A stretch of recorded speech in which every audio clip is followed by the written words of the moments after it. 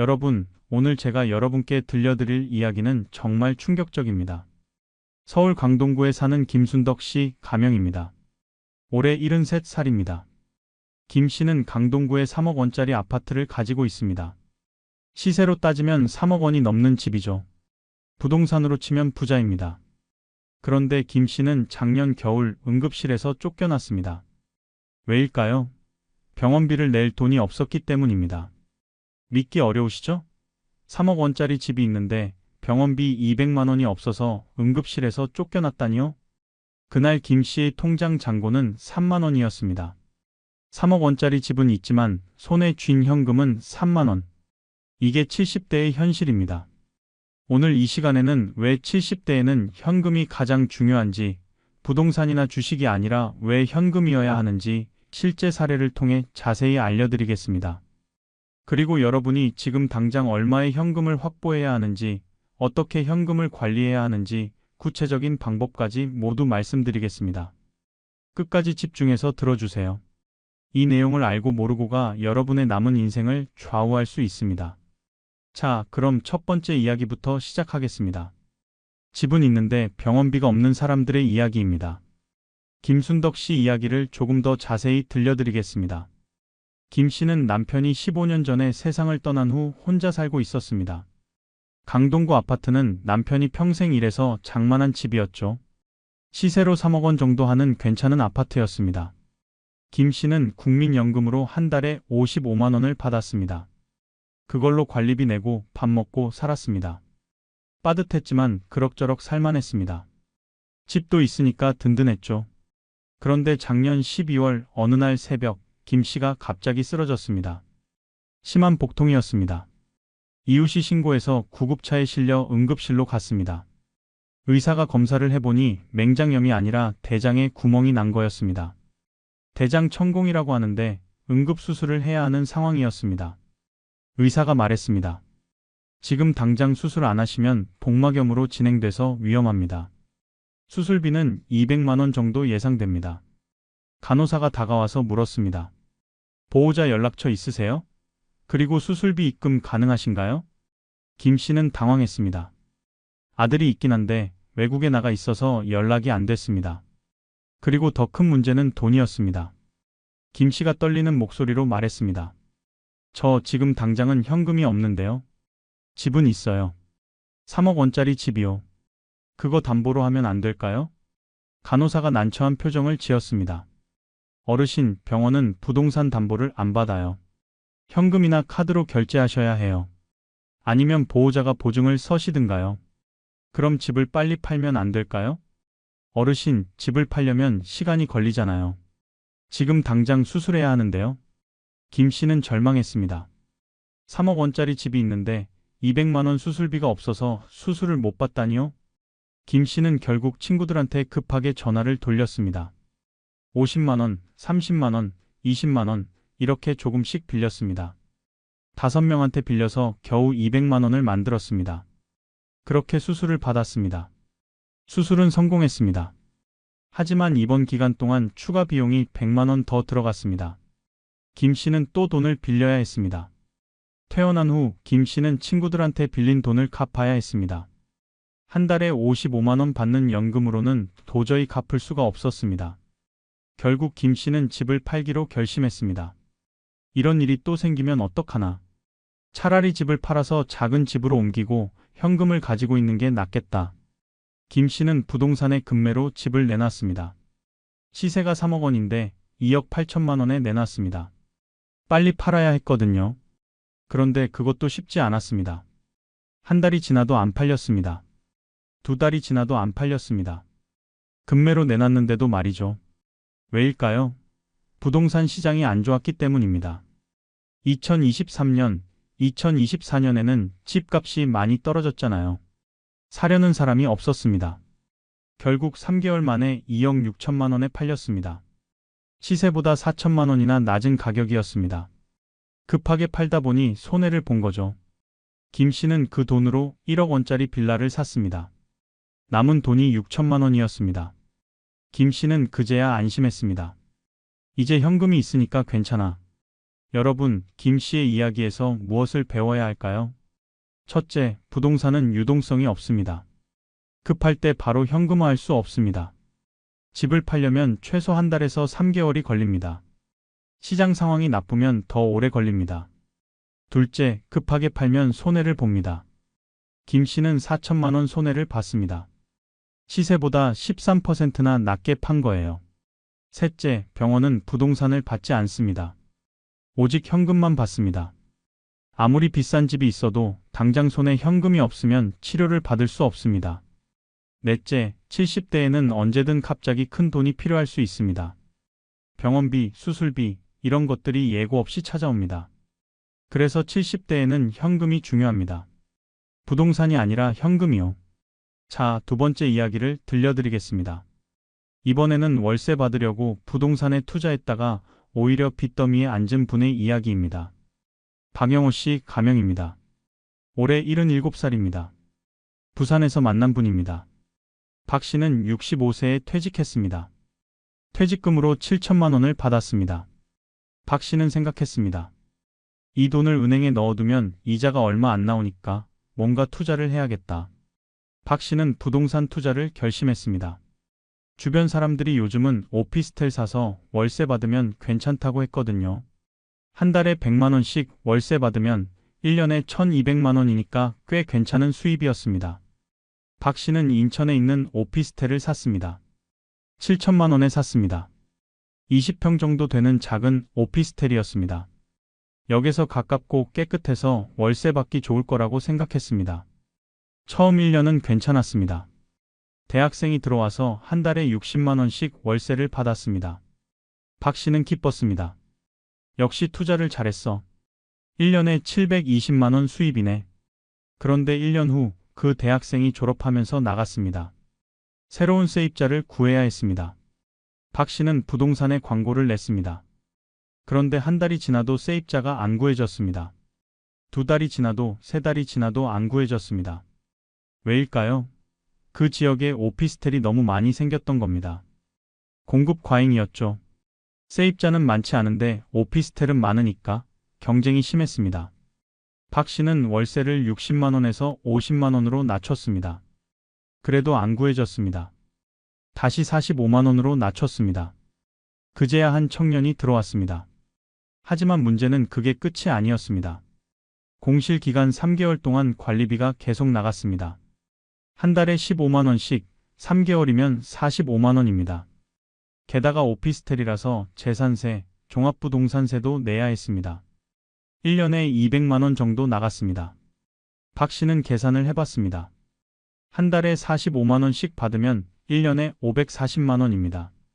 거기서 관리비 1년치 180만 원 빼고 세금 200만 원 빼면 손에 남는 건 160만 원밖에 안 됩니다. 박 씨는 실망했습니다. 1년에 160만 원이면 한 달에 13만 원 정도네. 이거 은행 이자보다 나을 게 없잖아. 하지만 더 큰 문제가 기다리고 있었습니다. 박 씨가 74세 되던 해 그 청년이 갑자기 월세를 안 내고 잠적했습니다. 석 달치 월세 135만 원을 못 받았습니다. 연락도 안 됐습니다.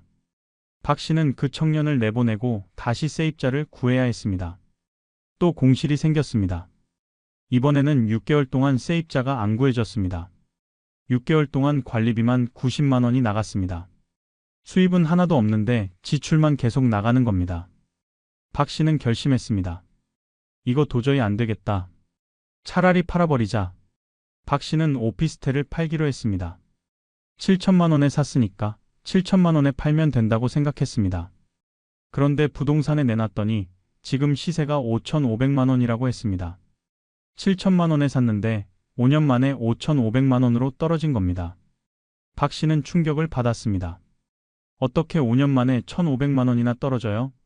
부동산 중개인이 말했습니다. 요즘 오피스텔 시장이 안 좋아요. 공급은 많고 수요는 적고. 어르신, 팔려면 5천만 원에 내놓으세요. 그래야 팔려요. 박 씨는 어쩔 수 없이 5천만 원에 팔았습니다. 7천만 원에 샀는데 5천만 원에 판 겁니다. 2천만 원 손해입니다. 게다가 그동안 세금, 관리비, 못 받은 월세까지 합치면 추가로 2천만 원이 나간 셈입니다.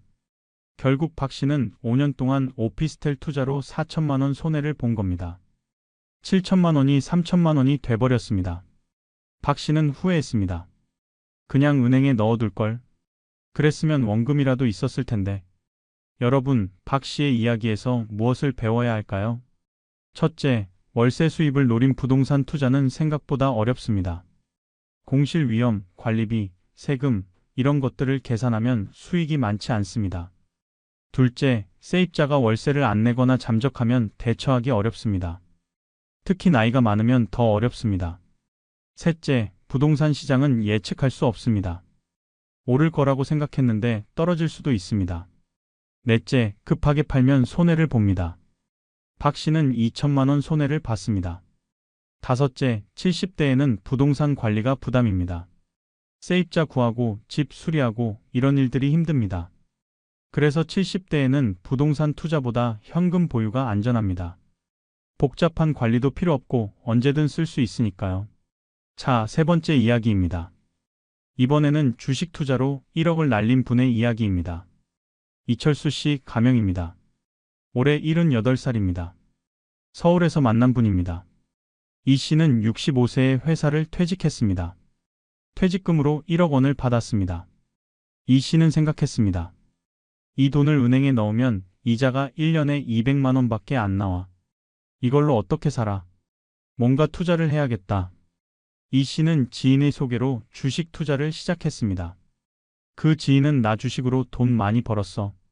너도 해봐라고 권했습니다. 이 씨는 처음에는 조심스럽게 2천만 원만 투자했습니다. 삼성전자, 네이버 이런 대기업 주식을 샀습니다. 처음 6개월은 괜찮았습니다. 주가가 올라서 2천만 원이 2,500만 원이 됐습니다. 500만 원 수익이 난 거죠. 이 씨는 기뻤습니다. 역시 주식이 좋네. 6개월 만에 500만 원 벌었어. 이거 더 투자하면 더 벌겠는걸? 이 씨는 추가로 3천만 원을 더 투자했습니다. 이제 총 5천만 원이 주식에 들어간 겁니다. 그런데 그때부터 주가가 떨어지기 시작했습니다. 5천만 원이 4,500만 원이 되고 4천만 원이 되고 3,500만 원이 됐습니다. 이 씨는 당황했습니다. 왜 떨어지지? 잠깐 떨어지는 거겠지. 조금 기다리면 다시 오르겠지. 하지만 주가는 계속 떨어졌습니다. 3,500만 원이 3천만 원이 되고 2,500만 원이 됐습니다. 이 씨는 반토막이 난 계좌를 보면서 잠을 못 잤습니다. 매일 아침 일어나자마자 주식 시세를 확인했습니다. 밤에도 불안해서 잠을 설쳤습니다. 이 씨의 친구가 말했습니다.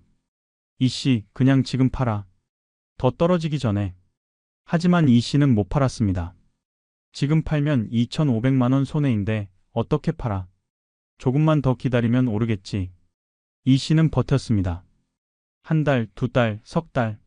하지만 주가는 안 올랐습니다. 오히려 더 떨어졌습니다. 2,500만 원이 2천만 원이 되고 1,500만 원이 됐습니다.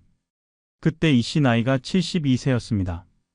이 씨는 견딜 수 없었습니다. 매일 주식 시세 보면서 스트레스 받는 게 너무 힘들었습니다. 혈압도 올라가고 당뇨 수치도 나빠졌습니다. 결국 이 씨는 모든 주식을 팔았습니다. 1,500만 원에 팔았습니다. 5천만 원이 1,500만 원이 된 겁니다. 3,500만 원 손해였습니다. 하지만 이게 끝이 아니었습니다. 이 씨는 손실을 만회하려고 다시 주식을 샀습니다. 이번에는 작은 기업 주식을 샀습니다. 지인이 이 회사 곧 대박 날 거야 라고 했거든요. 이 씨는 남은 돈 1,500만 원을 모두 그 주식에 넣었습니다. 그런데 그 회사가 부도가 났습니다. 1,500만 원이 그냥 증발해버렸습니다. 결국 이 씨는 1억 원 중에서 9천만 원을 날렸습니다. 남은 돈은 1,000만 원뿐이었습니다. 이 씨는 지금 78세입니다. 1,000만 원과 국민연금 60만 원으로 살고 있습니다. 매일 후회하면서 삽니다. 내가 왜 그랬을까? 그냥 은행에 넣어뒀으면 1억 원이 그대로 있었을 텐데. 주식만 안 했어도. 여러분, 이 씨의 이야기에서 무엇을 배워야 할까요? 첫째, 70대의 주식 투자는 위험합니다. 손실을 만회할 시간이 없습니다. 젊은 사람은 손해봐도 다시 벌 수 있지만 70대는 재기가 불가능합니다. 둘째, 손절을 못하면 더 큰 손실로 이어집니다. 이 씨는 2,500만 원 손해를 인정하지 못하고 버티다가 3,500만 원 손해를 봤습니다. 셋째, 손실을 만회하려고 더 위험한 투자를 하면 모든 걸 잃습니다. 이 씨는 결국 9천만 원을 날렸습니다. 넷째, 주식은 스트레스를 줍니다. 건강에 악영향을 미칩니다. 70대에는 건강이 가장 중요한데 주식 때문에 건강을 해치면 안 됩니다. 다섯째, 곧 오를 거야, 대박 날 거야 이런 말은 믿으면 안 됩니다. 특히 70대는 절대 이런 투자를 하면 안 됩니다. 그래서 70대에는 주식보다 현금이 안전합니다. 원금 보장이 중요합니다. 자, 네 번째 이야기입니다.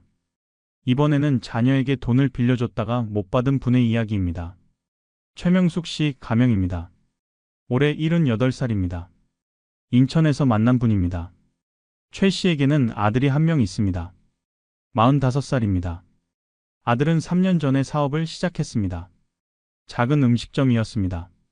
아들이 최 씨한테 왔습니다. 엄마, 가게 확장하려고 하는데 자금이 좀 필요해. 6천만 원만 빌려줄 수 있어? 최 씨는 고민했습니다. 6천만 원은 큰 돈이었습니다. 최 씨가 가진 전 재산이 1억 원 정도였는데 그중 6천만 원이니까 거의 절반이었습니다. 하지만 아들의 부탁을 거절하기 어려웠습니다. 내 자식이 사업한다는데 도와줘야지. 최 씨는 집을 담보로 대출을 받았습니다. 6천만 원을 빌려서 아들한테 줬습니다. 아들은 고마워했습니다. 엄마, 고마워. 1년 안에 꼭 갚을게. 처음 석 달은 괜찮았습니다. 아들이 한 달에 100만 원씩 이자를 갖다 줬습니다. 최 씨는 안심했습니다. 역시 내 아들이야. 약속을 잘 지키네. 그런데 넉 달째부터 이자가 늦어지기 시작했습니다. 아들이 전화해서 말했습니다. 엄마, 미안해. 가게가 요즘 장사가 안 돼서 그래. 다음 달에 2달치 몰아서 줄게. 최 씨는 걱정됐지만 믿었습니다. 그래, 장사가 안 되면 그럴 수도 있지. 하지만 다음 달에도 이자가 안 들어왔습니다. 최 씨가 아들한테 전화했습니다. 얘야, 이자 언제 줄 거니? 아들이 짜증 섞인 목소리로 말했습니다. 엄마, 지금 장사 안 돼서 힘들다니까요. 좀만 기다려요. 그렇게 6개월이 지났습니다. 이자는 한 푼도 안 들어왔습니다. 최 씨는 불안해졌습니다. 왜냐하면 최 씨 자신도 대출 이자를 내야 했거든요. 최 씨가 받은 대출은 한 달에 이자가 30만 원씩 나갔습니다. 최 씨의 국민연금이 70만 원인데 30만 원을 이자로 내면 손에 남는 건 40만 원 뿐이었습니다. 최 씨는 아들한테 다급하게 전화했습니다. 얘야, 엄마가 이자를 내야 하는데 네가 줄 거라고 했잖아. 빨리 좀 줘. 아들이 화를 냈습니다. 엄마, 지금 제가 가게 망해서 문 닫았어요.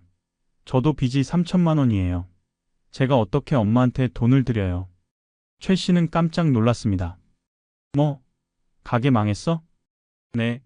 그러니까 제발 좀 기다려달라니까요. 저도 살아야 하잖아요. 그리고 아들은 전화를 끊어버렸습니다. 그 후로 최 씨는 아들한테 연락을 해도 받지 않았습니다. 문자도 씹히고 전화도 안 받았습니다. 집으로 찾아가도 없었습니다. 최 씨는 변호사를 찾아갔습니다. 제가 아들한테 6천만 원을 빌려줬는데 안 갚아요. 어떻게 하면 받을 수 있을까요? 변호사가 물었습니다. 차용증 쓰셨어요? 아니요. 내 자식인데 차용증까지 쓸 필요가 있나 싶어서요. 변호사가 고개를 저었습니다. 어르신, 차용증이 없으면 법적으로 받아내기 어렵습니다. 증거가 없으니까요. 아들이 그냥 받은 돈이라고 주장하면 어르신이 증명할 방법이 없어요. 최 씨는 절망했습니다. 6천만 원이 그냥 날아간 겁니다. 게다가 최 씨는 매달 대출 이자 30만 원을 계속 내야 했습니다. 국민연금 70만 원 중에서 30만 원을 이자로 내면 생활비로는 40만 원밖에 안 남습니다. 최 씨는 결국 집을 팔았습니다. 대출을 갚기 위해서였습니다. 집을 팔아서 대출 6천만 원을 갚고 남은 돈으로 작은 방을 얻어서 살고 있습니다. 지금 최 씨는 월세방에서 국민연금 70만 원으로 살고 있습니다. 아들과는 연락이 끊겼습니다. 후회되세요? 제가 물었습니다. 최 씨가 눈물을 흘리며 말했습니다. 후회하죠. 엄청 후회해요.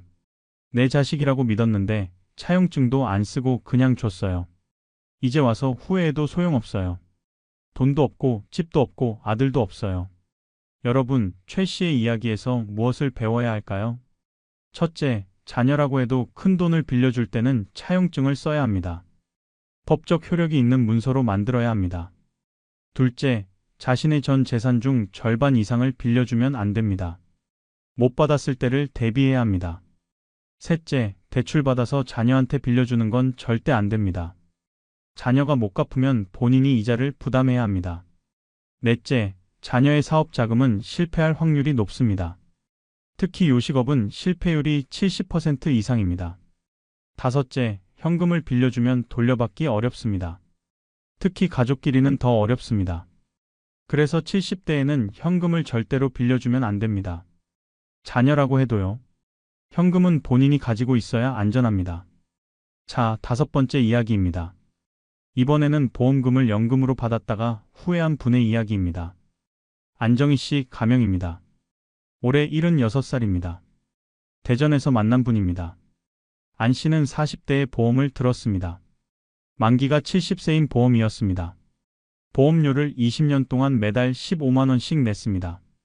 만기에 받는 금액이 2억 원이었습니다. 안 씨가 70세가 됐을 때 보험사에서 연락이 왔습니다. 만기가 됐습니다. 일시금으로 받으시겠습니까? 아니면 연금으로 받으시겠습니까? 보험사 직원이 설명했습니다. 일시금으로 받으시면 2억 원을 한꺼번에 드립니다. 연금으로 받으시면 10년 동안 매달 200만 원씩 드립니다. 안 씨는 고민했습니다. 일시금으로 받으면 2억 원, 연금으로 받으면 10년 동안 총 2억 4천만 원입니다. 계산상으로는 연금이 4천만 원 더 많았습니다. 안 씨는 연금을 선택했습니다. 어차피 10년 동안 나눠 쓸 거니까 연금으로 받는 게 낫겠어. 4천만 원도 더 받고. 처음 3년은 괜찮았습니다. 매달 200만 원씩 받으니까 생활이 여유로웠습니다. 그런데 73세 되던 해 안 씨에게 큰 문제가 생겼습니다. 심장 질환이 생긴 겁니다. 의사는 응급수술을 권했습니다. 수술비가 3천만 원이었습니다. 안 씨는 당황했습니다. 손에 현금이 없었습니다. 연금으로 매달 200만 원씩 받고 있지만 그걸로 생활비를 쓰니까 저축이 거의 안 됐습니다. 안 씨가 보험사에 전화했습니다. 저 연금 받는 거 중지하고 남은 돈 일시금으로 받을 수 있나요? 보험사 직원이 말했습니다. 가능하긴 한데 중도 해지하시면 위약금이 있습니다. 남은 금액에서 15%가 공제됩니다. 안 씨가 계산해 봤습니다. 10년 중 3년을 받았으니 7년치가 남았습니다. 200만 원 72개월 1억 6,800만 원입니다. 거기서 15% 공제하면 1억 4천만 원 정도 받을 수 있었습니다. 하지만 안 씨는 아까웠습니다. 15%나 떼면 2,800만 원 손해잖아. 어떡하지? 안 씨는 고민 끝에 자녀들한테 손을 벌렸습니다. 얘들아, 아빠가 수술을 해야 하는데 3천만 원이 필요해. 빌려줄 수 있겠니? 자녀들은 난색을 표했습니다. 아빠, 보험금 있잖아요. 그거 쓰세요. 그게 연금으로 나오는 거라서 지금 당장은 큰 돈이 없어. 그럼 해지하세요. 해지하면 2,800만 원 손해야. 자녀들은 냉정하게 말했습니다. 아빠, 그래도 수술해야 하잖아요. 손해보더라도 해지하세요. 저희는 도와드리기 힘들어요. 결국 안 씨는 보험을 중도 해지했습니다. 1억 4천만 원을 받았습니다.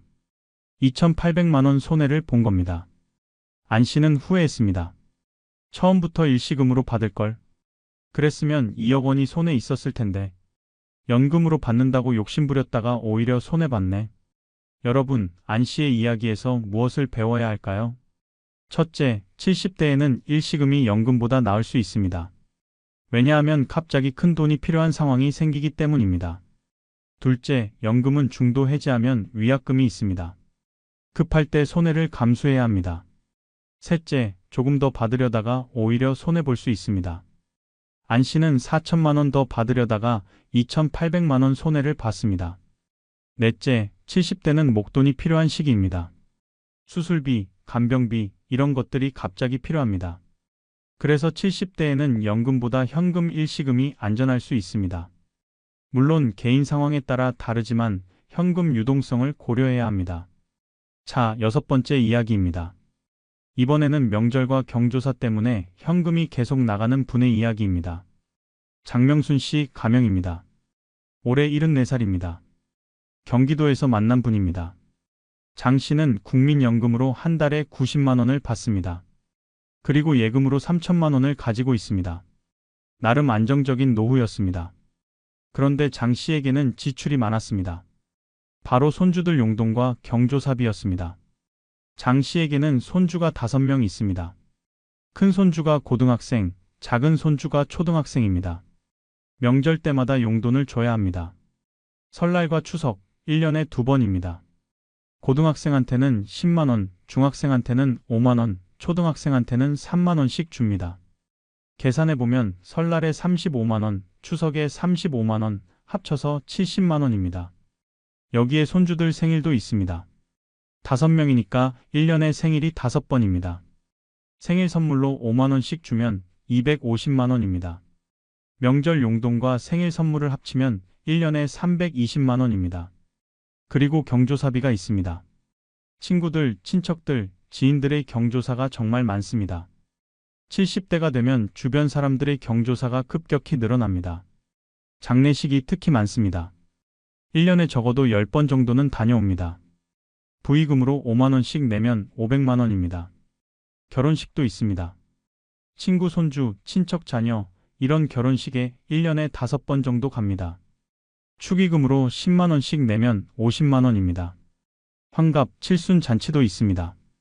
1년에 3번 정도 갑니다. 축의금으로 10만 원씩 내면 30만 원입니다. 경조사비를 합치면 1년에 580만 원입니다. 손주 용돈과 경조사비를 합치면 1년에 900만 원입니다. 한 달로 나누면 75만 원입니다. 장 씨의 월 수입이 90만 원인데 75만 원을 손주와 경조사에 쓰면 손에 남는 건 15만 원뿐입니다. 15만 원으로 어떻게 한 달을 살까요? 불가능합니다. 결국 장 씨는 예금을 깨서 쓸 수밖에 없습니다. 한 달에 부족한 돈이 50만 원이라고 치면 1년에 600만 원씩 예금이 줄어듭니다. 3천만 원 있던 예금이 5년이면 바닥납니다. 장 씨는 고민했습니다. 손주들한테 용돈 안 주기도 그렇고 경조사 안 가기도 그렇고 어떻게 해야 하지? 장 씨는 결국 손주 용돈을 줄였습니다. 10만 원 주던 걸 5만 원으로, 5만 원 주던 걸 3만 원으로, 3만 원 주던 걸 2만 원으로 줄였습니다. 그랬더니 자녀들이 불만을 표시했습니다. 어머니, 작년에는 더 주셨잖아요. 왜 올해는 줄이세요? 장 씨가 솔직하게 말했습니다. 얘야, 어머니가 돈이 부족해서 그래. 미안하구나. 자녀들은 이해하지 못했습니다. 어머니 연금 받으시잖아요. 그리고 예금도 있으시고. 장 씨가 설명했습니다. 연금으로는 생활비도 부족해. 경조사비도 많이 나가고. 예금도 계속 깨먹고 있어. 하지만 자녀들은 섭섭해했습니다. 특히 손주들이 할머니가 올해는 용돈을 적게 주셨어라고 불평했습니다. 장 씨는 마음이 아팠습니다. 하지만 어쩔 수 없었습니다. 돈이 없으니까요. 여러분, 장 씨의 이야기에서 무엇을 배워야 할까요? 첫째, 70대에는 관계 유지 비용이 많이 듭니다. 손주 용돈, 경조사비, 이런 것들이 생각보다 큽니다. 둘째, 이런 지출을 거절하기 어렵습니다. 안 주면 섭섭해하고 안 가면 예의 없다고 합니다. 셋째, 이런 지출이 계속되면 예금이 빠르게 줄어듭니다. 몇 년 안에 바닥날 수 있습니다. 넷째, 현금이 없으면 이런 지출도 할 수 없습니다. 부동산이나 주식으로는 경조사비를 낼 수 없습니다. 그래서 70대에는 충분한 현금이 있어야 관계도 유지하고 체면도 지킬 수 있습니다. 자, 여기까지 6가지 사례를 들려드렸습니다. 이제 본격적으로 왜 70대는 현금이 중요한지 그 이유를 정리해드리겠습니다. 첫 번째 이유, 갑작스러운 의료비입니다. 70대가 되면 건강이 급격히 나빠집니다. 50대, 60대까지는 괜찮다가 70대부터 문제가 생깁니다. 심장질환, 뇌혈관 질환, 암, 골절, 이런 것들이 예고 없이 찾아옵니다. 아침에 멀쩡했는데 저녁에 쓰러지는 경우도 있습니다. 이럴 때 필요한 게 현금입니다. 수술비, 입원비, 간병비, 이런 것들은 당장 필요합니다. 일주일 후에, 한 달 후에가 아니라 지금 당장 필요합니다. 부동산은 팔려면 시간이 걸립니다. 주식도 마찬가지입니다. 시장이 안 좋으면 손해보고 팔아야 합니다. 하지만 현금은 다릅니다. 지금 당장 쓸 수 있습니다. 1초도 기다릴 필요가 없습니다. 의사는 기다려주지 않습니다.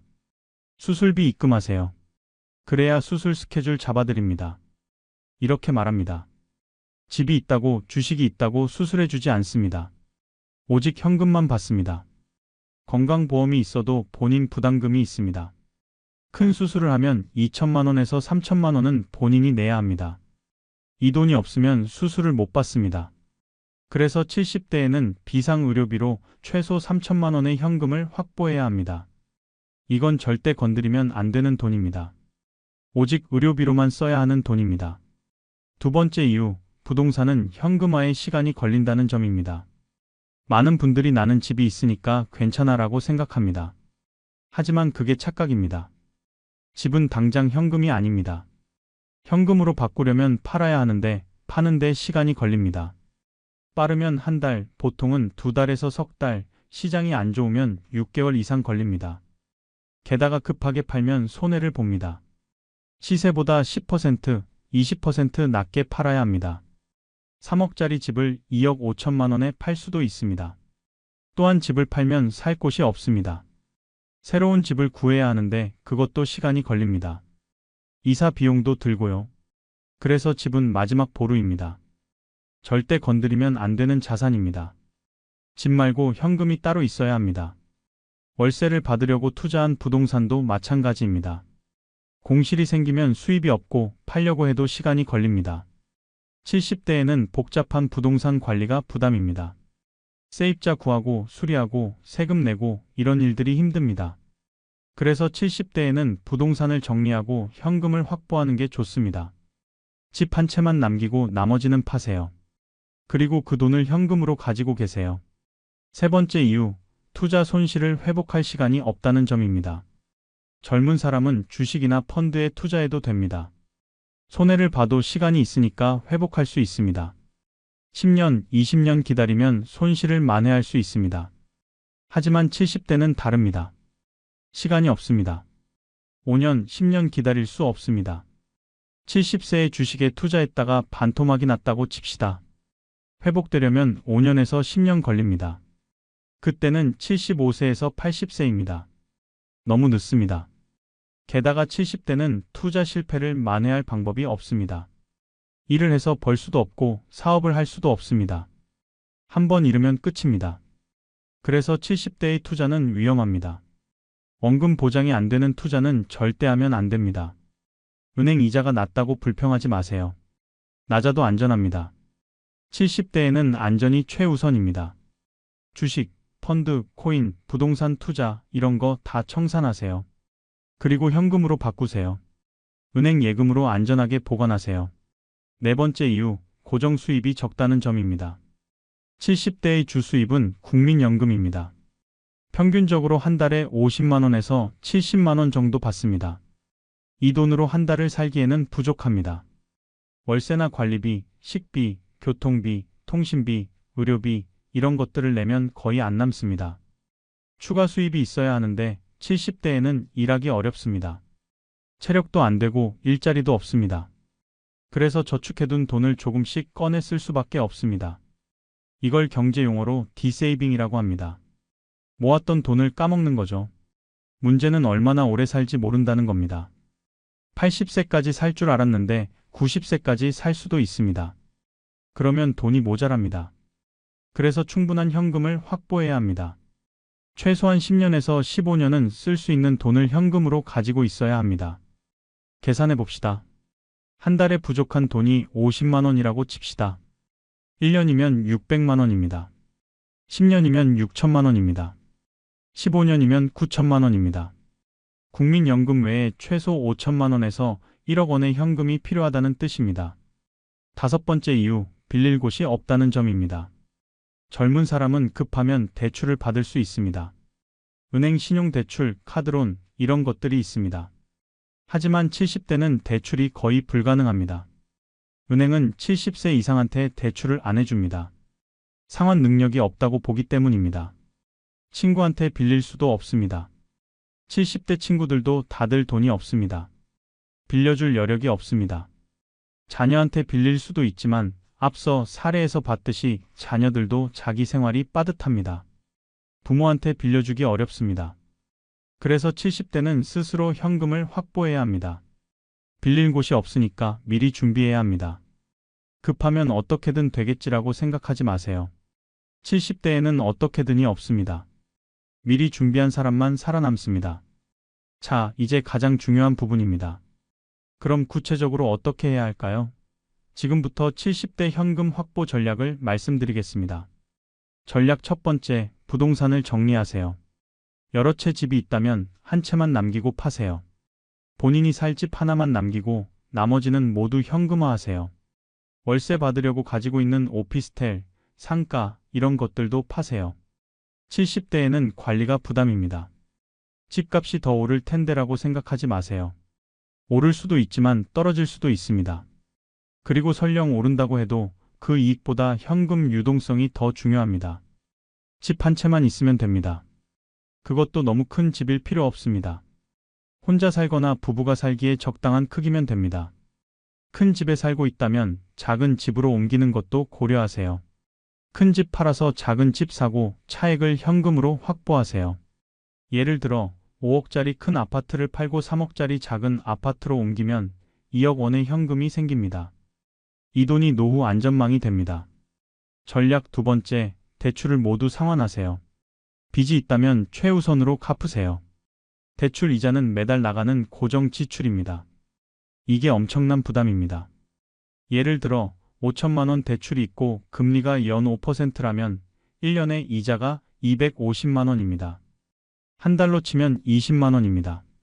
국민연금이 한 달에 70만 원인데 20만 원을 이자로 내면 손에 남는 건 50만 원뿐입니다. 이걸로는 생활이 불가능합니다. 대출을 갚으면 이 20만 원이 손에 남습니다. 1년이면 250만 원입니다. 10년이면 2,500만 원입니다. 대출을 갚는 게 가장 확실한 재테크입니다. 연 5% 이자를 안 내는 건 연 5% 수익을 내는 것과 같습니다. 대출 갚으면 현금이 없어지잖아요 라고 생각하지 마세요. 대출이 있는 상태에서 현금을 가지고 있는 건 의미가 없습니다.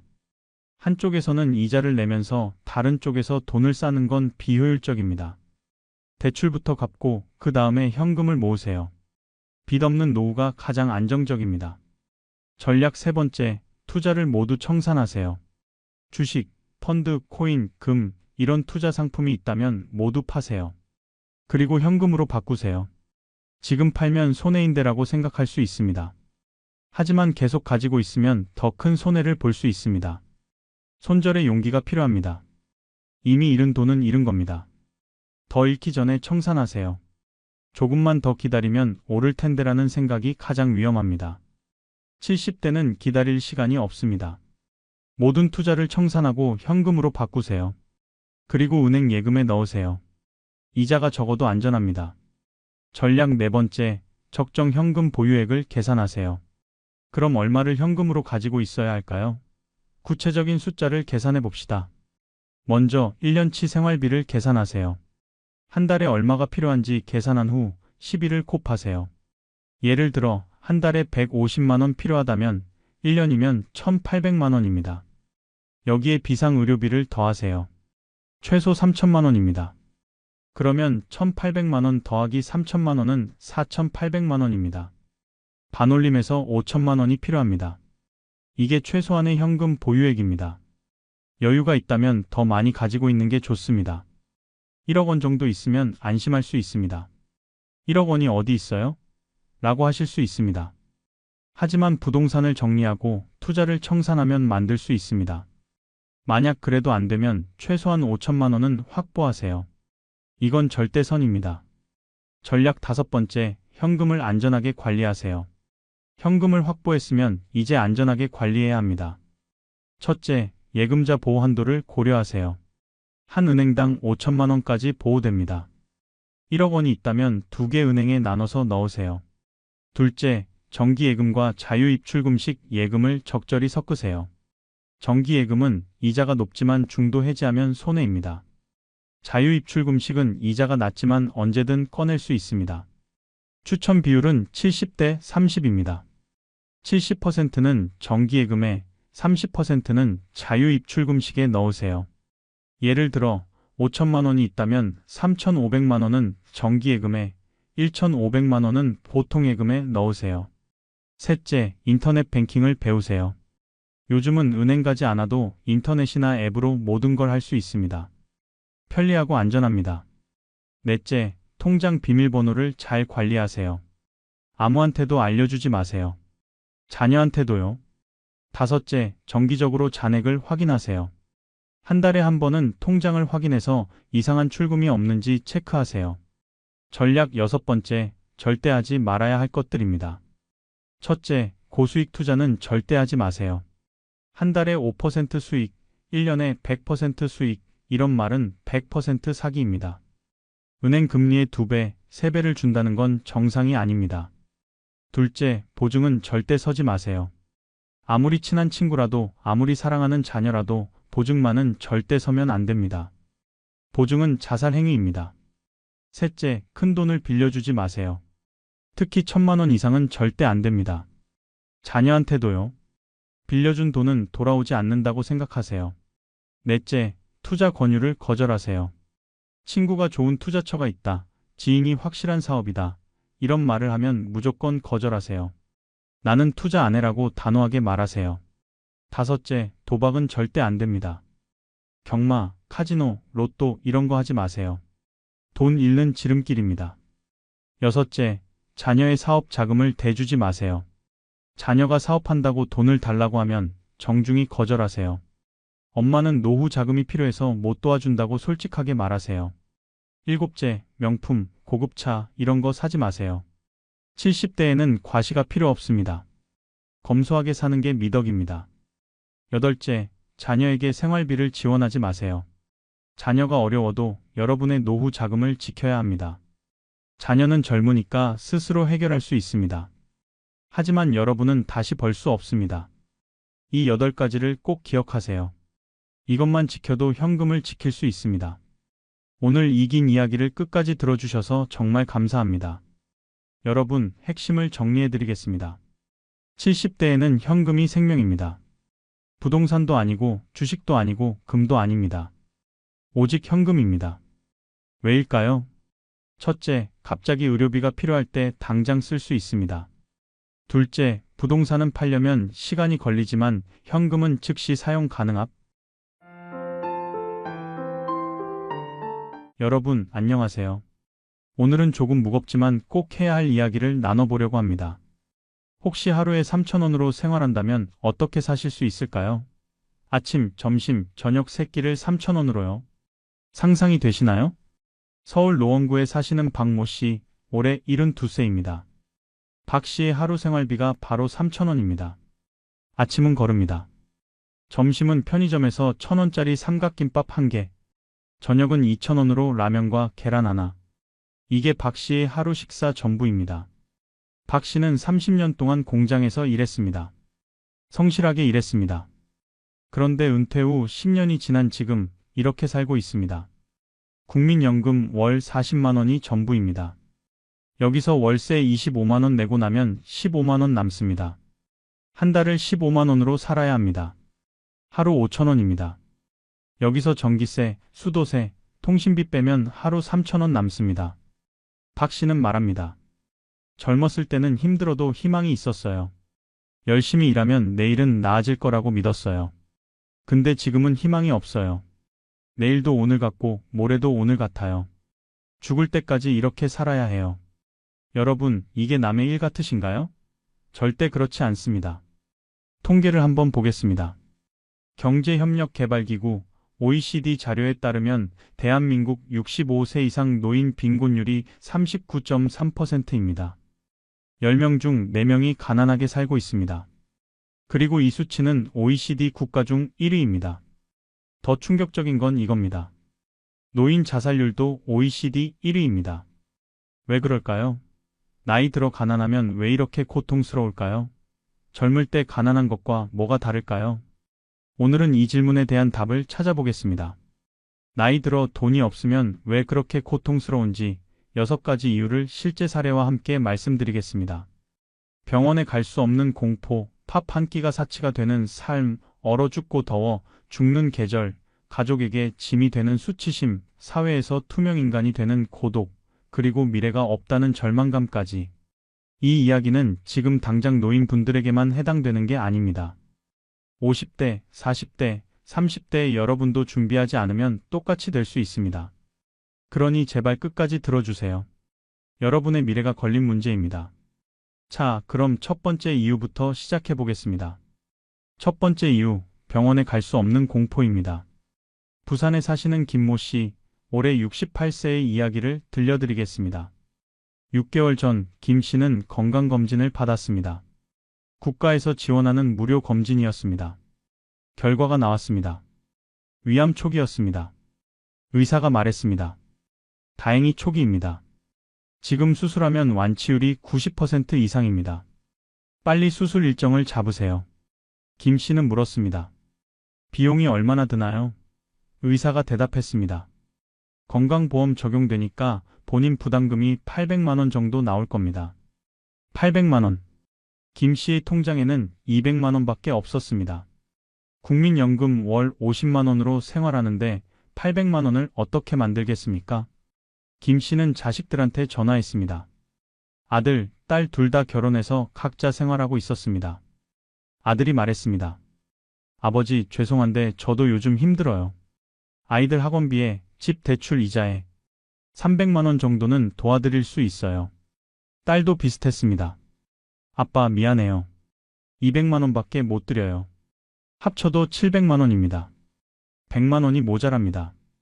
김 씨는 고민했습니다. 100만 원을 어디서 구하지? 친구들한테 빌릴까? 하지만 친구들도 다 형편이 어렵습니다. 대출을 받을까? 하지만 소득이 없는 노인에게 대출해주는 곳이 없습니다. 일주일, 2주일, 한 달이 지났습니다. 김 씨는 결정을 내렸습니다. 수술을 포기하기로 했습니다. 의사가 다급하게 말했습니다. 지금 안 하시면 암이 진행됩니다. 그러면 치료비가 더 많이 듭니다. 생명도 위험합니다. 김 씨는 고개를 저었습니다. 없는 돈을 어떻게 만들어요? 그냥 살다가 죽으면 죽는 거죠. 지금 김 씨는 어떻게 되었을까요? 석 달 전부터 배가 아프기 시작했습니다. 밥을 먹으면 토합니다. 몸무게가 10kg 빠졌습니다. 암이 진행되고 있는 겁니다. 김 씨는 알고 있습니다. 자기가 죽어가고 있다는 걸. 하지만 어쩔 수 없습니다. 돈이 없으니까요. 김 씨는 말합니다. 젊었을 때는 아파도 참았어요. 일해야 하니까. 그런데 참으면 나았어요. 근데 이 나이에는 참는다고 낫지 않아요. 오히려 더 나빠져요. 병원 안 가면 죽는 거예요. 근데 병원 갈 돈이 없어요. 그게 제일 무서워요. 김 씨의 이야기가 극단적으로 들리시나요? 아닙니다. 건강보험공단 자료를 보면 경제적 이유로 치료를 포기하는 60세 이상 노인이 매년 증가하고 있습니다. 2023년 기준으로 약 12만 명입니다. 왜 이런 일이 일어날까요? 건강보험이 있는데 문제는 건강보험이 모든 걸 커버하지 못한다는 겁니다.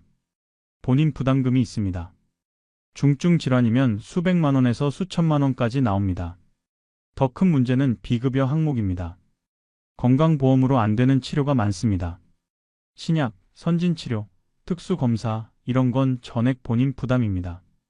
효과 좋은 항암제는 한 번에 200만 원 넘습니다. 건강보험 안 됩니다. 로봇 수술은 1000만 원 넘습니다. 건강보험 안 됩니다. 노인들은 만성 질환도 많이 가지고 있습니다. 고혈압, 당뇨, 관절염, 골다공증. 이런 병들은 평생 약을 먹어야 합니다. 한 달 약값이 10만 원에서 20만 원 듭니다. 국민연금 50만 원 받는 사람한테 약값 20만 원은 엄청난 부담입니다. 그래서 어떻게 될까요? 약을 끊습니다. 병원을 안 갑니다. 아프면 참습니다. 진통제로 버팁니다. 그러다가 더 큰 병이 됩니다. 응급실에 실려갑니다. 그때는 더 많은 돈이 듭니다. 악순환입니다.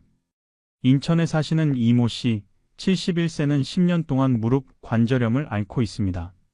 걸을 때마다 아픕니다. 계단 오르내리기가 고통입니다. 의사는 인공관절 수술을 권합니다. 비용은 500만 원입니다. 이 씨는 수술을 못하고 있습니다. 돈이 없어서입니다. 이 씨는 매일 진통제를 먹습니다. 그런데 진통제를 오래 먹으면 위장이 상합니다. 이 씨는 위염도 생겼습니다. 위염약도 먹어야 합니다. 약값이 늘어납니다. 악순환입니다. 이 씨는 말합니다. 젊었을 때는 아파도 일주일 쉬면 나았어요. 근데 이 나이엔 그냥 낫는 병이 없어요. 다 돈이 들어요. 대전에 사시는 최모 씨, 67세는 치아가 거의 없습니다. 틀니를 해야 하는데 비용이 300만 원입니다. 건강보험 적용되어도 200만 원 나옵니다. 최 씨는 틀니를 못하고 있습니다. 그래서 제대로 씹지 못합니다. 소화가 안 됩니다. 영양 섭취가 안 됩니다. 건강이 나빠집니다. 여러분, 이해하시겠습니까? 노인에게 병원은 선택이 아니라 필수입니다. 나이 들면 안 아픈 게 없습니다. 여기저기 다 아픕니다. 젊을 때는 참으면 나았습니다. 근데 노인은 참는다고 낫지 않습니다. 치료받아야 합니다. 그런데 돈이 없으면 치료를 못 받습니다. 그게 얼마나 무서운 일인지 아십니까? 내 몸이 망가지는 걸 알면서도 손 쓸 수 없는 겁니다. 통증을 안고 살아야 합니다. 매일매일이 고통입니다. 그리고 언젠가는 죽는다는 걸 압니다. 가까운 미래에 막을 수 없다는 걸 압니다. 돈이 없으니까.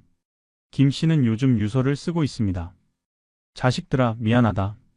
아버지가 너희한테 짐이 되고 싶지 않았다. 그래서 수술 안 했다. 장례는 간소하게 치러라. 화장해서 바다에 뿌려라. 김 씨는 울면서 말합니다. 죽는 게 무서운 게 아니에요. 이렇게 죽어야 하는 게 억울한 거예요. 자, 이제 두 번째 이유로 넘어가겠습니다. 병원도 못 가는데 밥은 제대로 먹을 수 있을까요? 두 번째 이유, 밥 한 끼가 사치가 되는 삶입니다. 광주에 사시는 정모 씨, 74세의 하루를 따라가 보겠습니다. 오전 6시 정 씨가 일어납니다. 배가 고픕니다. 어젯밤 저녁을 못 먹었거든요. 냉장고를 엽니다. 김치 조금, 된장 조금. 이게 전부입니다. 쌀이 있나 봅니다. 한 줌 남았습니다. 정 씨는 물을 많이 부어서 죽을 끓입니다. 쌀 한 줌으로 큰 냄비 가득 물죽입니다. 이게 정 씨의 아침입니다. 오전 10시 배가 고픕니다. 아침에 물죽만 먹어서 금방 배가 고픕니다. 참습니다. 점심까지 참아야 합니다. 정 씨는 물을 마십니다. 물로 배를 채웁니다. 낮 12시 정 씨가 밖으로 나갑니다. 동네 복지관으로 갑니다. 복지관에서 무료 급식을 합니다. 일주일에 4일, 월요일부터 목요일까지. 정 씨는 복지관 문 앞에 줄을 섭니다. 벌써 30명이 줄을 서 있습니다. 다 노인들입니다. 낮 12시 30분 문이 열립니다. 정 씨는 식판을 받아듭니다. 밥, 국, 반찬 3가지. 정 씨는 천천히 먹습니다. 꼭꼭 씹어 먹습니다. 오늘의 유일한 제대로 된 식사니까요. 정 씨는 밥을 다 먹고 나서도 자리에 앉아 있습니다. 일어서고 싶지 않습니다. 집에 가면 또 혼자니까요. 오후 2시 정 씨가 집으로 돌아옵니다. 배가 부릅니다. 오늘은 운이 좋은 날입니다. 제대로 된 밥을 먹었으니까요. 정 씨는 눕습니다. 체력을 아껴야 합니다. 움직이면 배가 고프니까요. 오후 6시 배가 고프기 시작합니다. 저녁을 먹어야 하는데 먹을 게 없습니다. 냉장고에는 김치밖에 없습니다. 쌀도 떨어졌습니다. 국민연금 나오려면 아직 10일 남았습니다. 정 씨는 김치만 먹습니다. 김치 몇 조각에 물 한 컵? 이게 저녁입니다. 밤 10시 배가 고파서 잠을 못 잡니다. 정 씨는 물을 또 마십니다. 뱃속에서 꼬르륵 소리가 납니다. 정 씨는 눈물이 납니다. 이렇게 늙어서 굶어야 하나. 평생 일했는데? 정 씨는 결국 잠을 못 자고 아침을 기다립니다. 정 씨의 하루가 특별할까요? 아닙니다.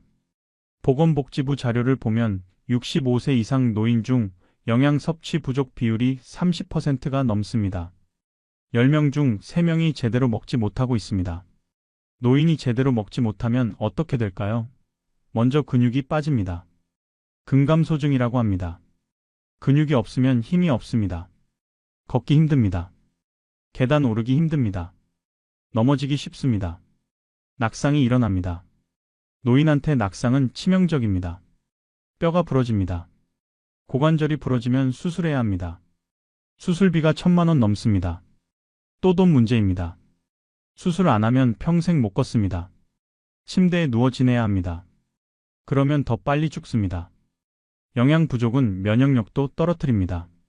감기도 자주 걸립니다. 폐렴도 잘 걸립니다. 노인한테 폐렴은 무서운 병입니다. 치료 안 하면 죽습니다. 또 병원입니다. 또 돈입니다. 서울에 사시는 강모 씨, 69세는 1년에 몸무게가 15kg 빠졌습니다. 제대로 먹지 못해서입니다. 강 씨는 요즘 자주 어지럽습니다. 빈혈입니다. 길을 걷다가 쓰러진 적도 있습니다. 병원에 가야 하는데 가지 않습니다. 병원비가 무섭습니다. 치아 문제도 심각합니다. 많은 노인들이 치아가 없습니다. 틀니가 없으면 제대로 씹지 못합니다. 고기는 못 먹습니다. 질긴 채소도 못 먹습니다. 부드러운 것만 먹습니다. 밥, 죽, 국물. 영양이 부족합니다. 그리고 무엇보다 자존심이 무너집니다. 무료 급식소 줄 서는 게 얼마나 창피한지 아십니까? 주변 사람들 눈치가 보입니다. 저 사람 저렇게 가난하구나. 손가락질 받는 것 같습니다. 하지만 어쩌겠습니까? 안 먹고는 못 버티니까요. 대구에 사시는 송모 씨, 70세는 처음 무료 급식소 갈 때 모자를 깊게 눌렀었습니다. 아는 사람 만날까봐 무서웠습니다. 송 씨는 말합니다. 젊었을 때는 배고프면 라면이라도 끓여 먹었어요. 근데 지금은 라면 살 돈도 아까워요. 라면 한 봉지가 1,000원이에요. 그 돈이면 하루를 버틸 수 있어요. 무료 급식소도 매일 있는 게 아닙니다. 일주일에 서너 번입니다. 나머지 날은 어떻게 할까요? 참습니다. 걸읍니다. 아니면 편의점에서 1,000원짜리 삼각김밥 하나 사서 하루를 버팁니다. 여러분 상상해보세요. 하루에 2끼만 먹는 삶을, 그것도 제대로 된 밥이 아니라 물죽이나 김밥 하나로 버티는 삶을, 배고픔을 참으며 자야 하는 밤을. 이게 지금 대한민국 노인 수십만 명의 현실입니다. 정 씨는 말합니다. 배고픔은 참을 수 있어요. 평생 배고팠으니까. 근데 이 나이에 이렇게 굶어야 한다는 게 억울해요. 열심히 일했는데, 나라 위에 살았는데, 왜 이렇게 늙어야 하나요? 자, 세 번째 이유로 넘어가겠습니다. 이번엔 더 기본적인 문제입니다. 바로 추위와 더위입니다. 세 번째 이유, 얼어 죽고 더워 죽는 계절입니다. 2023년 1월 서울 은평구의 한 빌라. 관리인이 이상한 냄새를 맡았습니다. 2층에서 나는 냄새였습니다. 문을 두드렸지만 대답이 없었습니다. 경찰을 불렀습니다. 문을 열었습니다. 방 안에는 노인 한 분이 쓰러져 있었습니다. 이미 숨진 상태였습니다. 76세 박모 씨였습니다. 부검 결과 사인은 저체온증이었습니다. 얼어 죽은 겁니다. 한겨울에 서울 한복판에서 방 안 온도는 영하 5도였습니다. 밖보다 춥지 않았지만 사람이 살 수 없는 온도였습니다. 보일러는 꺼져 있었습니다. 전기도 끊겨 있었습니다. 공과금을 석 달째 내지 못해서 단전, 단가스가 된 상태였습니다. 박 씨는 이불 4장을 덮고 있었습니다. 옷도 여러 벌 겹쳐 입었습니다. 그래도 추위를 이기지 못했습니다. 박 씨의 통장에는 2,000원이 남아 있었습니다. 냉장고에는 아무것도 없었습니다. 경찰이 박 씨의 자식들에게 연락했습니다. 아들이 울면서 말했습니다. 아버지가 연락을 안 받으셨어요. 한 달 넘게. 바빠서 찾아뵙지 못했어요. 이렇게 될 줄 몰랐어요. 하지만 이미 늦었습니다. 박 씨의 이야기가 특별할까요? 아닙니다. 매년 겨울마다 이런 일이 일어납니다. 한국전력공사 자료를 보면 전기요금 체납으로 단전된 가구가 연간 100만 가구가 넘습니다. 이 중 상당수가 노인 단독 가구입니다. 겨울에 난방을 못하면 어떻게 될까요? 추위를 참습니다. 이불을 여러 장 덮습니다. 옷을 겹쳐 입습니다. 하지만 그래도 춥습니다. 손발이 얼어붙습니다. 감각이 없어집니다. 동상에 걸립니다. 실내 온도가 15도 이하로 떨어지면 건강에 위험합니다. 특히 노인들은 체온 조절 능력이 떨어집니다. 추위를 더 심하게 느낍니다. 저체온증에 걸리기 쉽습니다. 심하면 죽습니다. 인천에 사시는 김모 씨, 72세는 겨울마다 경로당으로 피난 갑니다. 집이 너무 추워서입니다. 보일러를 틀면 가스비가 한 달에 15만 원 나옵니다. 국민연금 50만 원의 3분의 1입니다. 김 씨는 보일러를 못 틉니다. 대신 경로당에 갑니다. 오전 9시에 경로당에 갑니다. 오후 5시까지 있습니다. 8시간. 경로당은 따뜻합니다. 김 씨는 경로당에서 낮잠도 자고 TV도 보고 친구들과 이야기도 합니다. 집에는 자러 갈 때만 갑니다. 김 씨는 말합니다. 집이 너무 추워서 못 있겠어요. 경로당이 내 집이에요. 여기가 편해요. 근데 주말에는 경로당이 문을 닫아요. 주말이 제일 무서워요. 이틀 동안 얼어 죽을 것 같아요. 여름은 어떨까요? 더위도 못지않게 위험합니다. 2024년 8월 광주의 한 원룸. 혼자 사시던 78세 노인이 숨진 채 발견됐습니다. 사인은 온열 질환이었습니다. 더워서 죽은 겁니다. 실내 온도는 40도가 넘었습니다. 에어컨은 없었습니다. 선풍기 하나만 있었습니다. 창문은 닫혀 있었습니다. 열어놓으면 모기가 들어와서 닫아놓은 것 같았습니다. 방은 찜통이었습니다. 질병관리청 자료를 보면 매년 여름 온열 질환으로 응급실에 실려오는 환자 중 60세 이상이 50%가 넘습니다. 그중 상당수가 독거 노인입니다. 노인들은 더위를 더 심하게 느낍니다. 땀도 잘 안 납니다. 체온 조절이 안 됩니다. 탈수가 쉽게 옵니다. 어지럽습니다. 쓰러집니다. 혼자 사는 노인이 쓰러지면 아무도 모릅니다. 그렇게 죽습니다. 부산에 사시는 이모 씨, 74세는 여름마다 도서관으로 피난 갑니다. 집에 에어컨이 없어서입니다. 에어컨을 사려면 100만 원입니다. 이 씨에게는 큰 돈입니다. 전기세도 부담입니다. 에어컨 틀면 한 달에 10만 원 나온다고 합니다. 이 씨는 오전 10시에 도서관에 갑니다. 오후 6시까지 있습니다. 도서관은 시원합니다. 이 씨는 도서관에서 신문도 보고 책도 보고 낮잠도 잡니다. 저녁이 되어서야 집으로 돌아갑니다. 이 씨는 말합니다. 집에 있으면 더워 죽을 것 같아요. 밤에는 창문 열고 선풍기 틀고 자는데 그래도 더워요. 잠을 못 자요. 여름만 되면 무서워요. 서울에 사시는 최모 씨, 69세는 작년 여름 열사병으로 쓰러졌습니다. 집에서 쓰러져서 이틀 동안 누워 있었습니다. 다행히 집주인이 발견해서 병원에 갔습니다. 의사가 말했습니다. 몇 시간만 늦었어도 큰일 날 뻔했습니다. 최 씨는 퇴원하고 나서 에어컨을 샀습니다. 중고로 20만 원에 샀습니다. 하지만 전기세가 무서워서 잘 안 틉니다. 정말 더울 때만 1시간 정도 틉니다. 최 씨는 말합니다. 에어컨 틀고 싶어요. 근데 전기세 고지서 보면 무서워요. 그래서 참아요. 여러분, 이게 현실입니다. 난방과 냉방은 사치가 아닙니다. 생존입니다. 추우면 얼어 죽습니다. 더우면 더워 죽습니다. 젊은 사람은 참을 수 있습니다.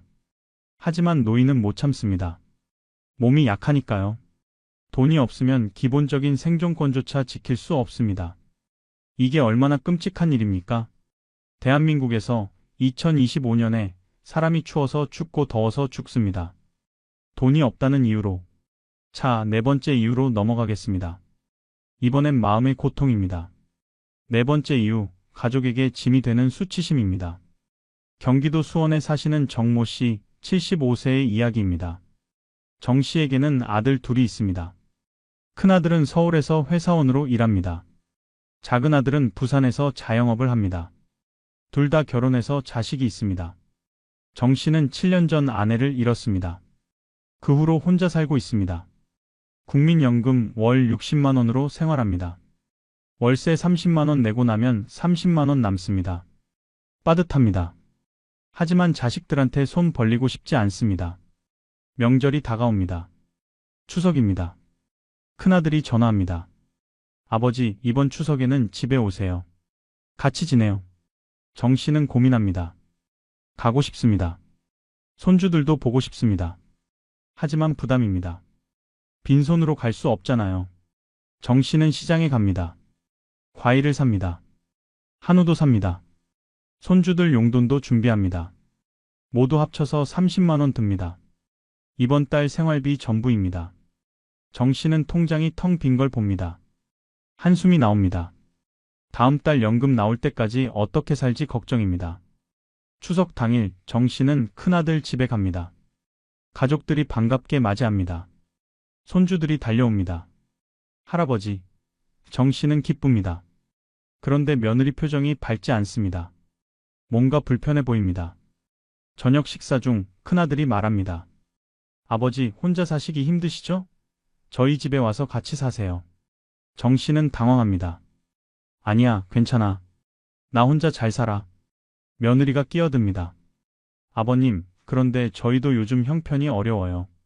아이들 학원비에, 집 대출에. 정 씨는 알아듣습니다. 같이 살자는 게 아니라 경제적으로 부담된다는 말입니다. 정 씨는 가슴이 철렁합니다.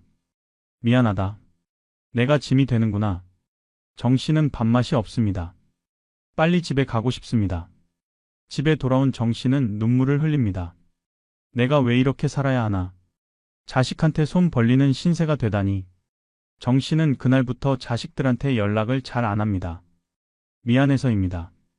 짐이 되고 싶지 않아서입니다. 겨울이 되었습니다. 정 씨는 감기에 걸렸습니다. 열이 납니다. 병원에 가야 하는데 돈이 없습니다. 큰아들한테 전화하려다가 멈춥니다. 또 돈 달라고 하면 어떻게 생각할까? 짐이 된다고 생각할까? 정 씨는 그냥 참습니다. 약국에서 감기약만 사서 먹습니다. 정 씨의 생일입니다. 큰아들이 전화합니다. 아버지, 생신 축하드려요. 용돈 조금 보내드릴게요. 정 씨는 고맙기도 하고 미안하기도 합니다. 아니야, 괜찮아. 나 돈 있어. 너희가 쓰렴. 정 씨는 거절합니다. 자존심 때문입니다. 하지만 정 씨의 통장에는 5만 원밖에 없습니다. 연금 나오려면 아직 15일 남았습니다. 정 씨는 어떻게 버틸까요? 굶습니다. 하루에 한 끼만 먹습니다. 그렇게 15일을 버팁니다. 정 씨는 말합니다. 젊었을 때는 자식들한테 다 해줬어요. 학비, 결혼 자금 다 대줬어요. 근데 지금은 거꾸로예요. 자식들한테 손을 벌려야 해요. 이게 얼마나 창피한지 아세요? 차라리 죽고 싶어요. 정 씨의 이야기가 유별날까요? 아닙니다. 한국보건사회연구원 조사에 따르면 65세 이상 노인 중 60%가 자식에게 경제적으로 의존하고 있습니다. 그리고 그중 80%가 자식에게 미안함과 수치심을 느낀다고 답했습니다. 왜 이런 감정을 느낄까요? 한국 사회는 부모가 자식을 책임지는 문화입니다. 자식한테 손 벌리는 건 부끄러운 일로 여겨집니다. 내가 자식을 키웠는데 이제 자식한테 빌부터 사나? 이런 생각이 듭니다. 자식들도 부담스럽습니다. 자기 생활도 빠듯한데 부모님까지 책임져야 합니다. 매달 용돈 드려야 합니다. 병원비 대야 합니다. 명절 때마다 돈이 듭니다. 부담이 큽니다. 그래서 어떻게 될까요? 관계가 틀어집니다. 부모는 미안해서 연락을 안 합니다. 자식은 부담스러워서 연락을 피합니다. 만나도 불편합니다. 돈 이야기만 나오면 분위기가 싸늘해집니다. 서울에 사시는 김모 씨, 71세는 작년에 딸한테 100만 원을 빌렸습니다. 병원비 때문이었습니다. 딸이 돈을 줬습니다. 하지만 표정이 안 좋았습니다. 아빠, 저도 요즘 힘들어요. 이번 한 번만이에요. 김 씨는 그 말이 너무 가슴 아팠습니다. 한 번만이라니. 나한테 다시는 도와달라고 하지 말라는 뜻이잖아. 김 씨는 그 후로 딸한테 연락을 안 합니다. 1년 넘게 통화를 안 했습니다. 김 씨는 말합니다. 딸한테 짐이 되기 싫어요. 차라리 연락 안 하는 게 나아요. 부산에 사시는 이모 씨, 68세는 아들 네 집에서 같이 삽니다. 그런데 행복하지 않습니다. 며느리 눈치를 봐야 합니다. 손주들 학원 보낼 시간에 맞춰서 저녁을 먹어야 합니다. TV도 마음대로 못 봅니다. 며느리가 보고 싶은 프로그램이 있으니까요. 이 씨는 방에만 있습니다. 나오면 방해될까봐 조심합니다. 밥도 조금만 먹습니다. 많이 먹으면 식비 부담된다는 말을 들었으니까요. 이 씨는 말합니다. 내 집이 그립습니다. 좁아도 내 집에서 자유롭게 살고 싶어요. 근데 돈이 없어서 못 나가요. 여러분, 이해하시겠습니까? 경제적으로 자립하지 못하면 자존감이 무너집니다. 가족한테조차 주눅듭니다. 필요한 걸 요구하지 못합니다. 아파도 말 못합니다. 돈 들까봐 걱정되니까요. 그게 얼마나 비참한 일인지 아십니까? 평생 자식을 위해 희생했는데 늙어서는 자식한테 짐이 됩니다. 사랑받는 게 아니라 부담스러운 존재가 됩니다. 이게 노인을 죽음으로 내모는 가장 큰 이유 중 하나입니다. 자, 5번째 이유로 넘어가겠습니다. 이번엔 더 깊은 고독에 대한 이야기입니다. 5번째 이유, 사회에서 투명인간이 되는 고독입니다. 인천 남동구의 한 원룸. 최모 씨, 70세가 혼자 살고 있습니다.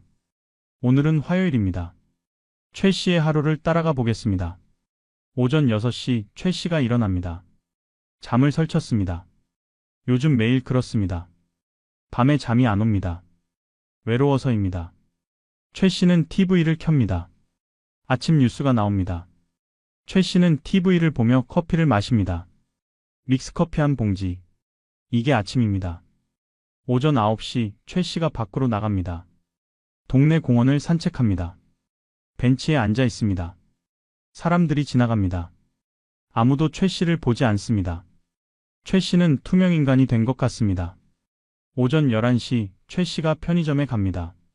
삼각김밥 한 개를 삽니다. 계산대에서 직원에게 말을 겁니다. 오늘 날씨 좋네요. 직원이 대답합니다. 네. 짧습니다. 바빠 보입니다. 최 씨는 더 이상 말을 못합니다. 낮 12시 최 씨가 집으로 돌아옵니다. 삼각김밥을 먹습니다. 혼자 먹습니다. TV를 보며 먹습니다. TV 속 사람들이 떠드는 소리가 그나마 위안이 됩니다.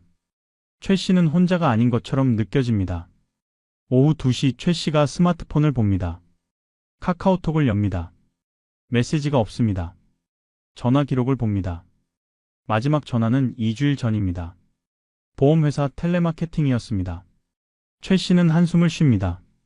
오후 4시 최 씨가 또 공원에 갑니다.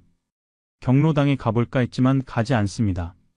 경로당 가려면 회비를 내야 합니다. 한 달에 10,000원입니다. 최 씨에게는 부담입니다. 그리고 경로당 사람들이 다 친한 사이인 것 같습니다. 최 씨가 끼어들 틈이 없어 보입니다. 오후 6시 최 씨가 집으로 돌아옵니다. 저녁을 먹어야 합니다. 라면을 끓입니다. 계란 하나를 넣습니다. 혼자 먹습니다. 소리를 내며 먹습니다. 후루룩. 이 소리라도 나야 너무 조용하지 않으니까요. 밤 8시 최 씨가 TV를 봅니다. 드라마가 나옵니다. 가족들이 모여 밥을 먹는 장면입니다. 행복해 보입니다. 최 씨는 눈물이 납니다.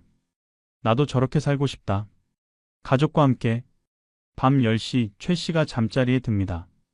잠이 안 옵니다. 생각이 많아집니다. 내일은 누구를 만날까? 아무도 없다. 모레는? 그 다음 날은? 다 똑같다. 혼자다. 최 씨는 눈물을 흘립니다. 최 씨는 일주일에 몇 마디나 말을 할까요? 계산해 봤습니다. 편의점 직원한테 감사합니다. 2~3번. 옆집 할머니한테 안녕하세요. 1번. 일주일에 5마디도 안 됩니다. 대화라고 할 수도 없습니다. 최 씨는 말합니다. 제일 무서운 게 뭔지 아세요? 내가 죽어도 아무도 모를 거라는 거예요. 이틀, 3일, 일주일 아무도 내가 죽은 줄 모를 거예요. 썩는 냄새가 나서야 알겠죠. 그게 제일 무서워요. 최 씨의 이야기가 과장일까요? 아닙니다. 보건복지부 자료를 보면 65세 이상 독거노인이 200만 명이 넘습니다. 그중 30%가 한 달에 한 번도 가족을 만나지 못한다고 합니다. 50%가 친구가 없다고 합니다. 고독사도 증가하고 있습니다. 혼자 죽어서 시신으로 발견되는 경우가 1년에 3,000건이 넘습니다. 하루 평균 8명입니다. 그리고 그중 70%가 60세 이상 노인입니다. 왜 노인들이 이렇게 고립될까요? 여러 이유가 있습니다. 첫째, 배우자가 죽습니다. 평생을 함께한 사람이 떠납니다. 말 상대가 사라집니다. 둘째, 자식들이 멀리 삽니다. 취업, 결혼으로 다른 도시로 갑니다. 자주 못 만납니다. 셋째, 친구들도 사라집니다. 나이가 들면 친구들이 하나둘 죽습니다. 아프거나 몸이 불편해서 못 만납니다. 넷째, 사회활동이 끊깁니다. 퇴직하면 직장 동료를 못 만납니다. 취미생활도 돈이 들어서 못합니다. 그리고 가장 큰 이유, 돈이 없어서입니다. 친구 만나려면 돈이 듭니다. 커피 한 잔 마시려면 5,000원입니다. 밥 한 끼 먹으려면 10,000원입니다. 경조사 부조금도 부담입니다. 돈이 없으면 사람을 못 만납니다. 서울에 사시는 박모 씨, 67세는 작년에 친구 장례식에 못 갔습니다. 부조금이 없어서입니다. 박 씨는 말합니다. 친구가 죽었는데 장례식도 못 가요. 5만 원이 없어서. 이게 사람 사는 건가요? 부끄러워서 친구들한테 연락도 못 해요. 대전에 사시는 김모 씨, 73세는 동창회에 나가지 않습니다. 회비가 부담되어서입니다. 동창회비가 1년에 10만 원입니다. 김 씨한테는 큰 돈입니다. 김 씨는 말합니다. 다들 잘 사는 것 같아요. 나만 가난한 것 같아요. 가면 초라해요. 그래서 안 가요. 고독은 건강에도 나쁩니다. 연구 결과를 보면 사회적 고립은 흡연만큼 해롭다고 합니다. 우울증에 걸립니다. 치매에 걸릴 확률이 높아집니다. 면역력이 떨어집니다. 일찍 죽습니다.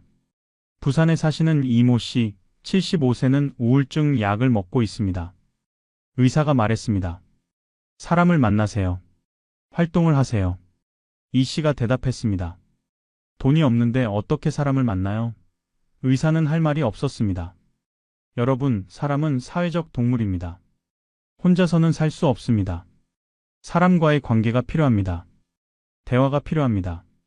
소속감이 필요합니다. 그런데 돈이 없으면 이 모든 게 불가능합니다. 노인들은 사회에서 점점 투명해집니다. 아무도 관심 갖지 않습니다. 존재감이 사라집니다. 살아있어도 죽은 것과 다를 바 없습니다. 이게 얼마나 끔찍한 일입니까? 최 씨는 요즘 자살을 생각합니다. 이렇게 사는 게 무슨 의미가 있나? 아무도 날 필요로 하지 않아. 내가 사라져도 아무도 모를 거야. 그럼 사는 게 무슨 소용이야? 최 씨는 매일 이런 생각을 합니다. 자, 마지막 6번째 이유로 넘어가겠습니다. 이게 가장 무서운 이유입니다. 6번째 이유, 미래가 없다는 절망감입니다. 광주에 사시는 강모 씨, 66세의 이야기입니다. 강 씨는 올해 70세가 됩니다. 통장에는 600만 원이 있습니다. 국민연금은 월 45만 원 나옵니다. 강 씨는 계산기를 꺼냈습니다. 앞으로 몇 년을 살 수 있을까? 계산해 봤습니다. 한 달 생활비가 60만 원 필요합니다. 국민연금 45만 원 빼면 15만 원 모자랍니다. 1년에 180만 원 모자랍니다. 통장에 600만 원 있으니까 3년 반 버틸 수 있습니다. 그 다음엔 통장이 텅 빕니다. 그럼 어떻게 살죠? 국민연금 45만 원으로요? 불가능합니다. 월세도 못 냅니다. 강 씨는 더 계산해 봤습니다. 남자 평균 수명이 80세라고 합니다. 강 씨는 지금 66세니까 14년 더 살 수 있습니다. 14년을 어떻게 살지? 답이 없습니다. 강 씨는 일자리를 알아봤습니다. 하지만 66세를 고용하는 곳이 없습니다. 경비, 청소, 이런 일도 경쟁이 심합니다. 젊은 노인들이 많습니다. 강 씨는 나이가 많아서 밀립니다. 기초생활수급자 신청을 알아봤습니다. 하지만 조건이 안 맞습니다. 통장에 600만 원이 있으니까 재산이 있다고 합니다. 자식이 있으니까 부양 의무자가 있다고 합니다. 수급자가 될 수 없습니다. 강 씨는 절망했습니다. 앞으로 14년을 어떻게 살지 모르겠어요. 돈은 점점 줄어드는데 벌 방법은 없어요. 살면 살수록 더 가난해져요. 희망이 없어요. 강 씨는 요즘 밤마다 걱정합니다. 3년 후 통장이 비면 어떻게 하지? 길거리에 나왔나? 자식들한테 손 벌리나? 아니면 죽어야 하나?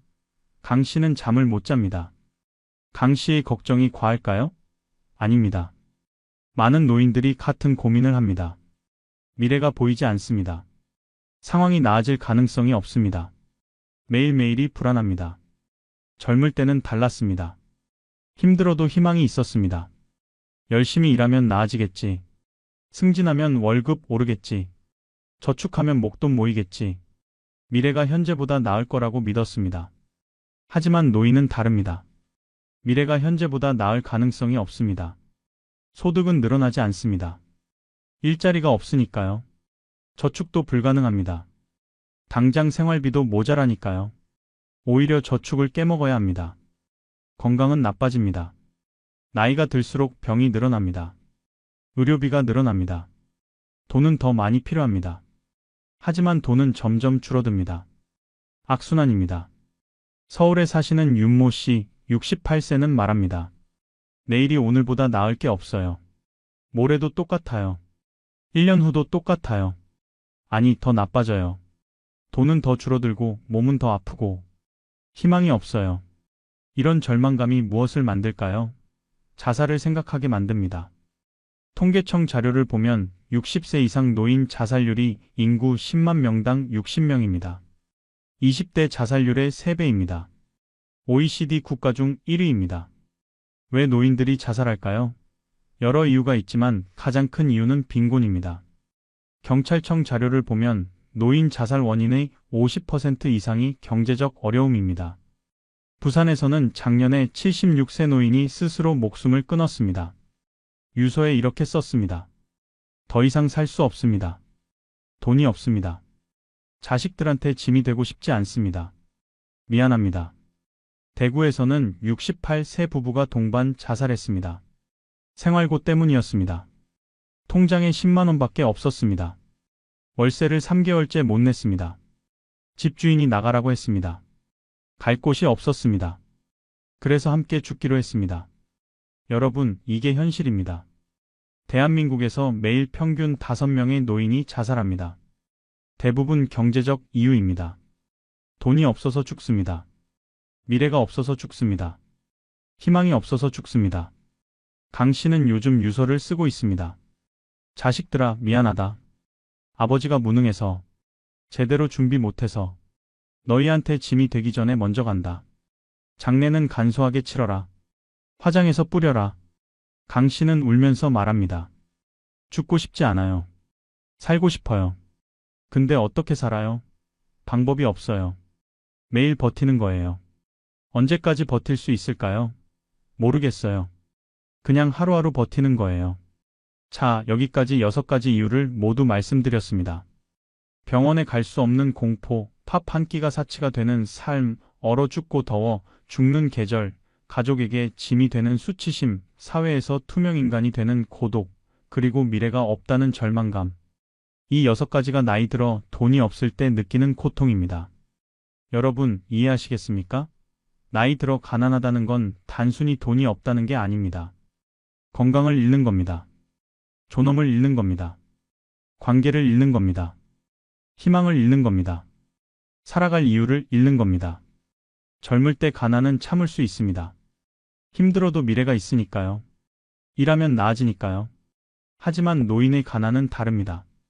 벗어날 방법이 없습니다. 나아질 가능성이 없습니다. 죽을 때까지 가난합니다. 그래서 노인 빈곤은 더 고통스럽습니다. 더 절망적입니다. 더 치명적입니다. 그리고 그 고통이 죽음으로 이어집니다. 그렇다면 어떻게 해야 할까요? 방법이 전혀 없을까요? 아닙니다. 방법은 있습니다. 첫째, 도움을 요청하세요. 부끄러워하지 마세요. 기초생활수급, 긴급복지지원, 이런 제도들이 있습니다. 주민센터에 가세요.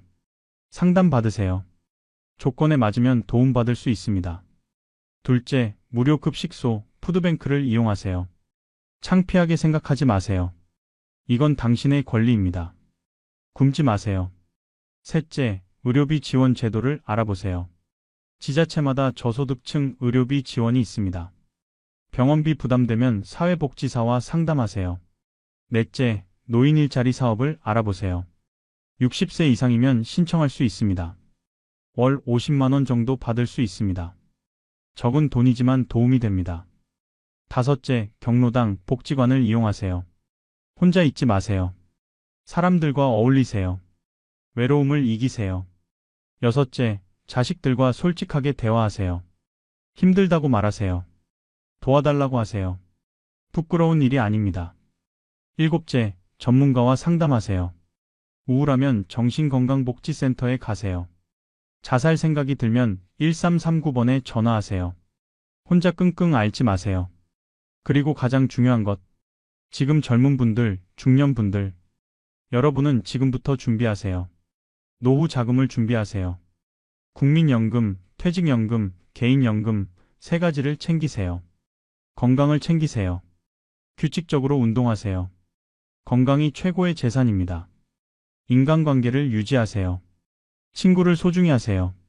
나이 들어서도 만날 사람이 있어야 합니다. 취미를 가지세요. 은퇴 후에도 할 일이 있어야 합니다. 여러분, 오늘 이야기가 무겁고 슬펐을 겁니다. 하지만 이게 현실입니다. 지금 이 순간에도 수백만 명의 노인들이 이런 고통 속에서 살고 있습니다. 이건 남의 일이 아닙니다. 준비하지 않으면 여러분도 똑같이 될 수 있습니다. 돈이 전부는 아니지만 없으면 아무것도 할 수 없습니다. 건강도 지킬 수 없고 관계도 유지할 수 없고 존엄도 지킬 수 없습니다. 제발 준비하세요. 아직 늦지 않았습니다. 지금부터라도 시작하세요. 여러분의 노후가 오늘 만난 분들처럼 되지 않기를 진심으로 바랍니다. 도움이 필요하신 분들은 다음 연락처로 전화하세요. 기초생활수급 상담은 주민센터나 보건복지부 콜센터 129-2번입니다. 긴급복지 지원은 129번입니다. 노인 일자리는 노인 일자리 지원기관에 문의하세요. 자살 예방 상담은 1339번입니다. 오늘 영상이 도움이 되셨다면 주변 분들과 공유해 주세요. 부모님한테, 친구분들한테 보여주세요. 한 분이라도 더 준비할 수 있게 도와주세요. 다음 영상에서는 노후 빈곤을 예방하는 구체적인 방법들을 알려드리겠습니다. 얼마를 모아야 하는지, 어떻게 관리해야 하는지 실전 가이드를 준비했습니다. 끝까지 들어주셔서 감사합니다. 여러분 모두 건강하고 안전한 노후를 보내시길 진심으로 기원합니다. 감사합니다. 여러분, 혹시 길을 걷다가 나이 드신 어르신이 손을 벌리고 계신 모습을 본 적 있으신가요? 그냥 지나치셨나요? 아니면 잠깐이라도 마음이 불편하셨나요? 제가 오늘 여러분께 들려드릴 이야기는 바로 그 어르신들 중 일부가 한때는 여러분과 똑같이, 아니, 어쩌면 여러분보다 더 잘 살았던 분들이라는 사실입니다. 믿어지시나요? 실제로 서울 종로구의 한 공원에서 만난 76살 김모 씨는 20년 전만 해도 강남의 아파트 2채를 소유한 건설업자였습니다. 직원만 30명을 거느렸고 명절 때마다 자녀들에게 용돈으로 100만 원씩 주던 분이었죠. 그런데 지금은 어떻게 됐을까요? 매일 새벽 5시에 일어나 폐지를 줍습니다. 하루 벌어서 하루 먹고 삽니다. 어떻게 이렇게 됐어요? 제가 물었습니다. 그분은 쓸쓸하게 웃으며 이렇게 말씀하셨습니다. 나도 몰라. 그냥 살다 보니 이렇게 됐어. 여러분, 이게 남의 이야기 같으신가요? 절대 그렇지 않습니다. 통계청 자료에 따르면 2024년 기준으로 우리나라 75세 이상 노인 빈곤율은 거의 35%에 달합니다. 3명 중 1명이 빈곤선 이하에서 살고 있다는 뜻이죠. 오늘 이 시간에는 실제로 70대 이후에 모든 것을 잃고 거리로 내몰린 분들의 이야기를 들려드리겠습니다. 그리고 더 중요한 건 여러분이 그런 상황에 빠지지 않도록 하는 방법도 함께 알려드릴 겁니다. 끝까지 집중해서 들어주세요. 이 이야기는 여러분의 미래가 될 수도 있습니다. 자, 그럼 먼저 이런 질문을 던져봐야겠습니다. 왜 하필 70대일까요? 왜 40대, 50대도 아니고 60대도 아닌 70대에 이런 일이 집중적으로 일어날까요? 답은 간단합니다. 70대는 모든 것이 한꺼번에 무너지기 시작하는 시기이기 때문입니다. 먼저 시간 문제를 생각해 보세요. 요즘 평균 수명이 얼마나 되죠? 남자가 80세, 여자가 85세 정도 됩니다. 65세에 은퇴한다고 가정하면 은퇴 후 삶이 무려 20년에서 25년이나 남는 겁니다. 거의 4분의 1세기를 더 살아야 한다는 뜻이죠. 그런데 문제는 뭘까요? 수입은 고정되어 있거나 줄어드는데 지출은 계속 늘어난다는 겁니다. 한번 생각해 보세요. 2000년대 초반에 짜장면 한 그릇이 얼마였습니까? 2,500원 정도 했죠. 지금은 어떻습니까? 7,000원, 8,000원 합니다. 3배가 넘게 올랐어요. 그런데 국민연금은 얼마나 올랐을까요? 물가 상승률을 따라가지 못합니다. 게다가 70대가 되면 예상치 못한 지출이 폭발적으로 늘어납니다. 뭐가 있을까요? 첫째, 의료비입니다. 나이가 들면 병원 갈 일이 많아지죠. 고혈압, 당뇨, 관절염, 이런 건 기본이고요. 심하면 암, 치매, 뇌졸중 같은 중병도 생깁니다. 건강보험이 있다고 해도 본인 부담금이 만만치 않습니다. 둘째, 주거비입니다. 집이 있어도 관리비, 수리비가 들어가고요. 월세나 전세로 사시는 분들은 더 심각합니다. 집값이 계속 오르니까 계약 갱신할 때마다 부담이 커지죠. 셋째, 관계 유지 비용입니다. 무슨 소리냐고요? 경조사비, 친구들과의 모임, 손주들 용돈, 이런 것들이요. 나이가 들었다고 해서 인간관계가 끊기는 건 아니잖아요? 오히려 더 많은 경조사를 치르게 됩니다. 통계를 하나 보여드릴게요. 한국보건사회연구원의 2023년 자료에 따르면 75세 이상 노인의 월 평균 생활비는 140만 원 정도입니다. 그런데 국민연금 평균 수령액은 얼마일까요? 55만 원 정도밖에 안 됩니다. 차액이 거의 90만 원이죠. 이 돈을 어디서 메워야 할까요? 대부분은 모아둔 저축이나 자산을 조금씩 까먹으면서 살게 됩니다. 그런데 문제는 예상보다 오래 살거나 예상치 못한 큰 지출이 생기면 그 저축이 바닥나버린다는 겁니다. 그리고 바로 그때 70대 중반이나 후반쯤에 위기가 찾아옵니다. 갑자기 손에 쥔 게 없어지는 거예요. 그때부터는 자녀에게 손을 벌리거나 정부 지원을 받거나 아니면 직접 일을 해야 합니다. 하지만 70대에 할 수 있는 일이 뭐가 있을까요? 육체적으로 힘든 일은 못하죠. 그러다 보니 결국 폐지 줍기, 빈병 모으기 이런 일을 하게 되는 겁니다. 여기까지가 일반적인 70대 위기의 구조입니다. 그런데 더 심각한 건 이런 서서히 찾아오는 위기가 아니라 갑자기 모든 걸 잃어버리는 경우입니다. 지금부터 그런 사례들을 하나씩 살펴보겠습니다. 첫 번째 이야기는 사업으로 크게 성공했다가 한순간에 모든 걸 잃은 분의 사연입니다. 김철수 씨 가명입니다. 올해 78살입니다. 제가 서울 영등포구의 한쪽 방촌에서 만난 분입니다.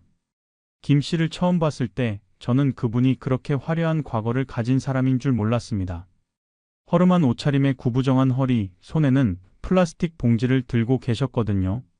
그런데 이야기를 나누다 보니 깜짝 놀랄 만한 사실들이 하나씩 드러났습니다. 김 씨는 50대 초반, 지금으로부터 25년 전쯤에 건설 자재 유통업으로 큰 돈을 벌었습니다. 당시 우리나라는 건설 붐이 한창이었죠. 아파트가 여기저기 올라가고 도로가 뚫리고 그럴 때였습니다. 김 씨는 시멘트와 철근을 도매로 공급하는 사업을 했습니다. 처음에는 작은 가게로 시작했지만 점점 커져서 직원이 30명이 넘는 회사가 됐습니다. 매출이 연간 100억 원을 넘었다고 하더군요. 그때 김 씨는 정말 잘 나갔습니다. 강남에 아파트를 2채 샀고 수입차를 몰았고 골프를 즐겼습니다. 자녀들은 모두 해외 유학을 보냈죠. 주말에는 가족과 함께 제주도나 강원도로 여행을 다녔습니다. 그런 김 씨에게 무슨 일이 일어난 걸까요? 이야기는 김 씨가 60세 되던 해부터 시작됩니다. 당시 한 건설사 사장이 김 씨를 찾아왔습니다. 대형 아파트 단지를 짓는데 자재를 공급해달라는 거였죠. 계약 규모가 무려 50억 원이었습니다. 김 씨는 기뻤습니다. 한 번에 50억 원어치 물건을 팔 수 있다니 이건 정말 큰 기회였으니까요. 그런데 문제가 있었습니다. 선금을 받지 못하고 자재를 먼저 공급해야 한다는 조건이었습니다. 보통은 이런 경우 선금을 30% 정도 받고 시작하는데 그 건설사는 돈이 없으니 일단 물건을 공급하면 공사가 끝나고 나서 한꺼번에 주겠다고 했습니다. 김 씨는 고민했습니다. 위험한 조건이긴 했지만 그 건설사가 나름 이름이 알려진 곳이었고 계약서도 썼으니 문제 없을 거라고 생각했습니다. 게다가 50억 원이라는 큰 거래를 놓치고 싶지 않았죠. 결국 김 씨는 은행에서 20억 원을 대출받아서 자재를 공급하기 시작했습니다. 시멘트, 철근, 벽돌 이런 것들을 몇 달에 걸쳐 계속 보냈습니다. 그런데 공사가 절반쯤 진행됐을 때 그 건설사가 갑자기 부도가 났습니다. 사장은 잠적했고 현장은 멈췄습니다. 김 씨가 공급한 자재값은 한 푼도 받지 못했습니다. 여러분, 이게 무슨 뜻인지 아시겠죠?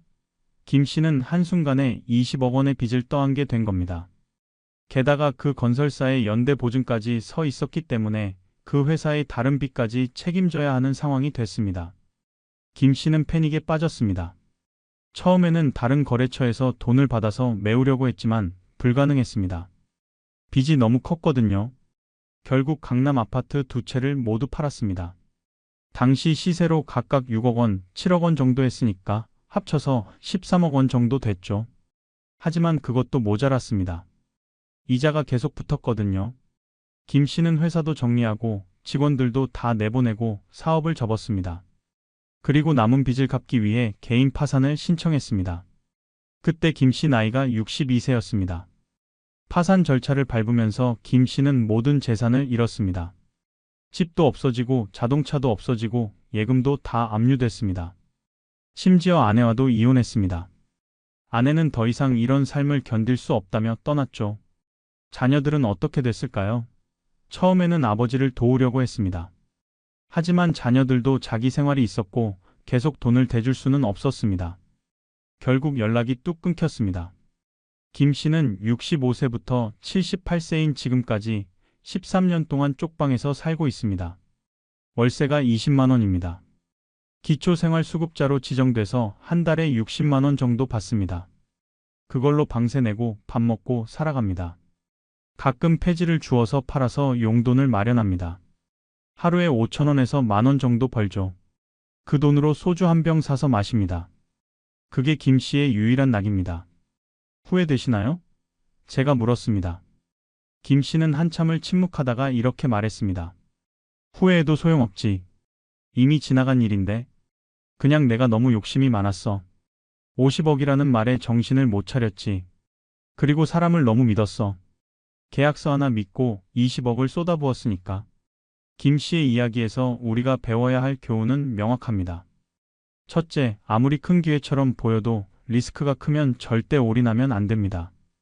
김 씨는 회사 전체의 운명을 한 거래에 걸었습니다. 이건 도박과 다를 바 없습니다. 둘째, 연대 보증은 절대 서면 안 됩니다. 아무리 친한 사람이라도, 아무리 좋은 조건이라도 연대 보증만은 하지 마세요. 이건 자살 행위와 같습니다. 셋째, 나이가 들수록 더 보수적으로 자산을 관리해야 합니다. 50대, 60대는 이미 공격적으로 돈을 벌 나이가 아닙니다. 지키는 게 우선입니다. 김 씨 같은 분이 한둘이 아닙니다. 제가 만나본 분들 중 상당수가 사업 실패로 모든 걸 잃었습니다. 그리고 그들의 공통점은 모두 이번만큼은 괜찮을 거야 라고 생각했다는 겁니다. 절대 그렇지 않습니다. 나이가 들수록 신중해야 합니다. 자, 이제 두 번째 사례를 들려드리겠습니다. 이번에는 자녀 때문에 모든 걸 잃은 분의 이야기입니다. 박순자 씨 역시 가명입니다. 올해 75살입니다. 경기도 어느 작은 도시의 고시원에서 만났습니다. 박 씨는 남편과 함께 평생을 근검절약하며 살았습니다. 남편은 공무원이었고 박 씨는 시장에서 반찬 가게를 운영했습니다. 둘이 벌어서 모은 돈으로 아파트를 3채 샀습니다. 하나는 자기들이 살 집이었고 나머지 둘은 투자용이었습니다. 아파트 값이 계속 오르던 시절이었으니까 꽤 현명한 선택이었죠. 실제로 그 아파트들의 가치는 몇 년 사이에 2배 이상 올랐습니다. 박 씨 부부에게는 자녀가 셋 있었습니다. 아들 둘에 딸 하나였습니다. 박 씨는 자녀들에게 최선을 다했습니다. 대학까지 모두 보냈고 결혼할 때도 크게 도와줬습니다. 특히 큰아들이 결혼할 때 박 씨는 자기가 살던 아파트를 줬습니다. 시세로 4억 원 정도 하는 아파트였습니다. 너희가 여기서 살아라. 우리는 작은 집으로 가면 돼. 그렇게 말하며 흔쾌히 줬습니다. 작은 아들한테는 투자용 아파트 한 채를 줬습니다. 이것도 3억 원 정도 했죠. 이거 월세 받아서 생활에 보태 써라. 딸한테도 줬습니다. 남은 투자용 아파트 한 채를 딸 명의로 넘겼습니다. 3억 5천만 원 정도 하는 집이었습니다. 박 씨 부부는 그렇게 자녀들에게 아파트 3채를 모두 줬습니다. 총 가치로 따지면 10억 원이 넘는 재산이었습니다. 그럼 박 씨 부부는 어디서 살았을까요? 남편 명의의 작은 빌라 한 채를 샀습니다. 억 원짜리 작은 집이었습니다. 우리 둘이 살기엔 이 정도면 충분해. 자식들 잘 되는 게 최고지. 그렇게 7년이 흘렀습니다. 그런데 남편이 갑자기 쓰러졌습니다. 뇌출혈이었습니다. 응급실로 실려가서 큰 수술을 받았지만 결국 식물인간 상태가 됐습니다. 의식은 돌아오지 않았습니다. 박 씨는 남편을 요양병원에 입원시켰습니다. 한 달에 250만 원이 들어갔습니다. 건강보험이 적용되는 부분도 있었지만 간병비며 기저귀 값이며 이것저것 따지면 그 정도는 나갔습니다.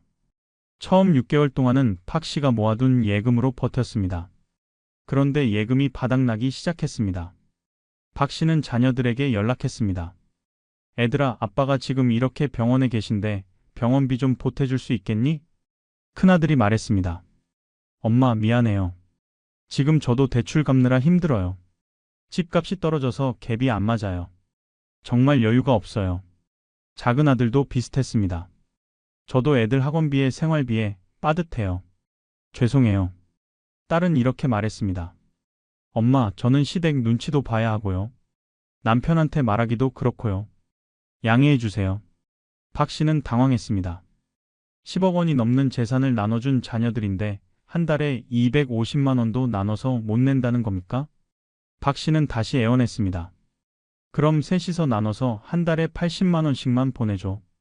그러면 되잖아. 하지만 자녀들은 변명만 늘어놓았습니다. 엄마가 사시는 집 파시면 되잖아요. 그 돈으로 버티세요. 박 씨는 충격을 받았습니다. 하지만 어쩔 수 없었습니다. 자기가 살던 억 원짜리 빌라를 팔았습니다. 실제로는 9천만 원에 팔렸습니다. 금매로 내놨으니까요. 그 돈으로 박 씨는 18개월을 버텼습니다. 한 달에 50만 원씩 생활비 쓰고 250만 원씩 병원비 내면 한 달에 300만 원이 나갑니다.